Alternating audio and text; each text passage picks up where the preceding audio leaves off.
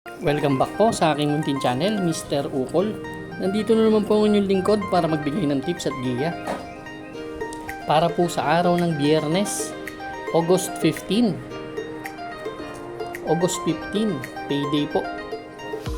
Hinay-hinay lang po tayo 2025. 7 karera pa rin tayo at alas 5 pa rin ang start ng karera. Bati tayo. Shoutout po Mr. June Foss ng Santa Mesa, no? Binabati ni Rams Gialona, sila BM Camanyero, dyan sa Australia, Kenneth Bergancia, RK Polito, AR Manabat, shoutout sa inyo lahat.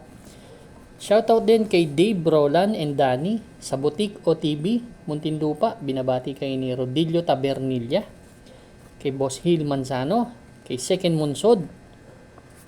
Shoutout paring Tirso, binabati ka po niya Ramon Carpio at kay Boss RB Borja at kay Boss Chris Garcia. Salamat Boss Chris. Start na po tayo. Race number 1, winner take all event, covers races 1 to 7. Meron po tayo dito 10 kalahok, distansya po 1,400 meters. 3-year-old maiden race placers itong grupo na to. Dito ang nakikita ko, dalawang libandera. Dalawang napakatulin, si Spreewell at si Borderline.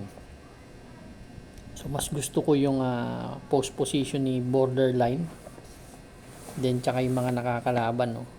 First choice ko to si Borderline. Ang huling takbo nito kay Brig Leftover tatandaan ko, pangalawa dumating to last July 18, 126.4 ang tinala, same rider ang sasakay. Ngayon, kung magbabakbakan talaga sila ng mula umpisa, o may early battle talaga kay Spreewell, magbibigay ako ng second choice ko, long shot, siguro, Royal Salute. Tingin ko, ang ganda ng post position. Palagi lang kasi nasa tabing balya to. Magaling to pag nasa labas. Baka magbakbakan sila at rimatihan sila ni Royal Salute. May 127 na fraction din naman yan sa 1,400 meters. Kaya race number 1 po, first choice number 10, Borderline. Second choice po number 6, Royal Salute. Good luck po. Race number 2 na po tayo, bayang karerista. Pick 6 event, covers races 2 to 7. Dito po, meron tayong 6 na kalahok. Distansya, 1,200 meters, 42 to 56 split. Itong grupo na to, kung makikita nyo, mga winning horses to. Itong mga kabayo na to, lahat to nanalo na ng 2025 this year. Kaya tingin ko napakagandang laban na to. Ito dapat ang binibigyan ng premyo, gantong grupo. Napakatulin, no? Ang first choice ko number 2, Maybell. Si Maybell last July 16 kay War Chief tumakbo to. Nagdala lang ng 1.13. Tinalo niya si War Chief.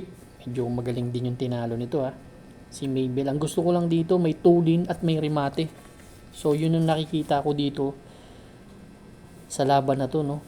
Hindi mo siya maiiwan, basta maganda lang ang post position, wag lang masasalto dahil nasa tabing balya nga. Pero tingin ko malaking chance ang manalo nito. Ang second choice ko yung number 3 na si Sea Rice.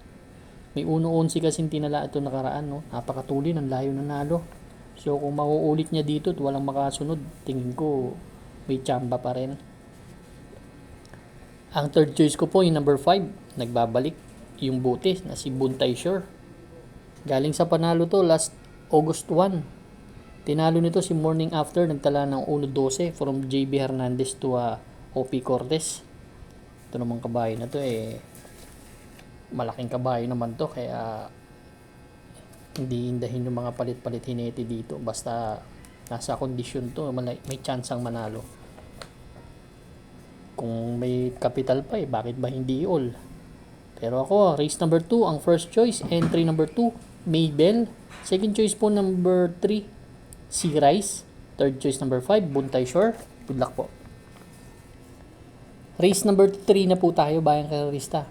Pick 5 event, covers races 3 to 7. Dito naman po meron tayong 8 kalahok. Distansya 1,200 meters po. itong karera na to at 17-41 split. Actually, ang hirap makahanap na panolo. So ito yung nakikita ko, pero hindi ko sinasabing lamang. Ang gusto ko dito si Money for Gabriel. Kasi nasa kanya yung advantage matulin, then nasa kanya pa yung balya. At yung hinete niya yun din na nagpapanalo sa kanya. Last August 2, tumakbo to, tersero dumating kila Parisian Life. 128 ang tinala sa 1,400 meters. Pero nanalo na yan ng maiksi last July 4. Tinalo nito si Majestic Star, nagtala ng 113.2 sa 1,200 meters. Kung di nila mahabol, talagang malaking chance ang manalo. Pero kung magsusuporta ako dito, yung 3 and 8 na rin. Kasi pag nilaba, abangan niya si Rainy Days. Pag nilabas siya, malaking chance rin manalo niyan. Tapos panlong siya 8. Pero ito yung nakikita kong pwede kong isolo. Solo ko po, number 2, Money for Gabriel. Good luck po. Race number 4 na po tayo, Bayang Karista. Pick 4 event covers races 4 to 7.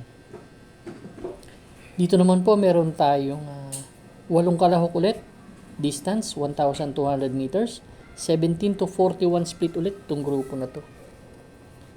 First choice ko yung magandang tinakbo ng karaan. Si Giselle's Princess. Segundo to dumating last July 25 kaya Rule the World. Nagtala ng 1.14 to. Sa 1,200 meters. May tulin, no? Kabahay ni Sir Maki. Si Giselle's Princess. Ang second choice ko si Biglang Buhos. Ito naman si Biglang Buhos. Last August 9, tumakbo to. Pang-apat dumating. Nagtala ng 129.8 sa 1,400 meters. Pero may 1.14 din to sa 1,200 meters, no? Itong kabahay na to, pag maganda sa lida, maganda itatakbo dito. Basta laban. Yan ang basa ko sa kabahay niya yan palagi. Magbibigay po ako ng third choice ko, yung number 4, Chef Cat.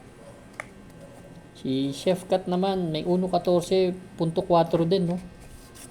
Ito naman, inconsistent, pero palaging nandun lang siya sa likod ng mga winners, Kaya baka makachamba. Race number 4 po, ang first choice number 3, Giselle's Princess. Second choice number 5, Biglang Buhos. Third choice po number 4, Chef Cat. Good luck po. Race number 5 na po tayo. Bayang Karista, last extra double and last daily double plus 1 po. Dito naman, meron tayong 8 kalahok ulit. Distansya, 1,200 meters. Another 17-41 split na grupo. First choice ko po, entry number 4, Sinag. Ito, medyo ang tataas na nakakalaban palagi. Huling takbo kay Maystar. Desirable, pang 5 dumating. Nagtala ng 116.6. Same rider ang sasakay, pero may 1.15.2 yan sa 1,200 meters, Yung matataas na nakakalaban, Ang second choice ko yung number 1, baka mauna, si Princess Belle. Ito, matibay din to sa harap, Si Princess Belle naman, pang-4 dumating. 1.17 yung tinala, kila Medbase, last August 8. Pero may 1.16 din naman yan sa 1,200 meters. Ang third choice ko yung number 6, ito, hindi ko alam kung ba't hindi na nauuna tong kabahay na to, pero may chance rin itong manalo dito, May 1.15.8 rin yan sa 1,200 meters. Pag nauna to, may chance ang manalo. Race number 5, ang first choice number 4, Sinag. Second choice number 1, Princess Belle. Third choice po number 6, One for the Road. Good luck po. Race number 6 na po tayo, Bayang Karista, the penultimate race. Another 8 entries, another 1,200 meters, but this time 42-56 split naman tong grupo na to. First choice ko po, sakay ni Supremo, John Alvin Gose, na si Tugatog. Ito, husay sa kanya nito. Pinanalo niya to last July 26 kay Warhammer, 1.13 tinala. Itong kabahay na to, pwedeng nasa harap at pwedeng pinariremate. Conforme sa salida siguro to si J.A. Gusi, kaya sarap tayan itong kabayo na to. Yung hinete na to. Yan ang aking first choice. Second choice ko si May Diamond. May 1.13 din to, baka mauna. Tingin ko yung prueba niya hindi nalalayo dun sa mga Yamado dito. Kaya yan ang aking second choice. Third choice ko si Top Grosser. Ito, bagong baba ng grupo, no. Top Grosser, mataas ang grupo nito eh. Medyo bumaba na ng bumaba. Last August 1, tumakbo to kay Labuntay Shore. 113.8 ang tinala nito. Tercero dumating from JR De Ocampo to AR Ramos. Race number 6 po ang first choice number 5, Tugatog. Second choice number 4, My Diamond. Third choice po number 1, Top Grosser. Good luck po. Race number 7 na po tayo, Bayang Karista. Last and final race for Friday night racing, payday. Friday payday. Ika nga. Lamig-lamig lang po tayo sa pangangarera. May Sabado at Linggo pa. Paratingan po ng ating mga exotics, winner take all, pick 6, pick 5, pick 4, last extra double, and last daily double plus 1. Meron po tayong 8 kalahok, distansya 1,200 meters, 42 to 56 split ulit itong grupo na to. First choice ko, yung nakikita kong isang napakatuli na si Winter on Fire. Ito galing sa isang buwan na bakasyon. Huling takbo nito kay Trump Peter, medyo mabigat-bigat na grupo. Segundo dumating, nagtala ng 112.8, pero may 1.12 sarado yan sa 1,200 meters, no? Kung hindi hahabulin ni Gamer Winner, tingin ko naman mauna to dahil nasa kanya yung tabing baalya. Yan ang aking first choice. Second choice ko na rin si Gamer Winner. Taas ng grupo nilabanan nito kala Sabawani last August 1. Tercero dumating, dikit-dikit lang yan kala main event 112.2. Kaya malaki rin ang chance ang manalo. Ngayon kung magbabakbakan sila, pipili po kayo ng mga dihado, pero tingin ko yung area na ibibitawan nito napakatuli ng dalawa na to. Kaya race number 7, ang first choice number 1, Winter on Fire. Second choice po number 3, Gamer Winner. Good luck po Bayang Karista. Maraming salamat po sa inyo walang sawang pagtangkilik sa aking munting channel. Good luck and stay safe.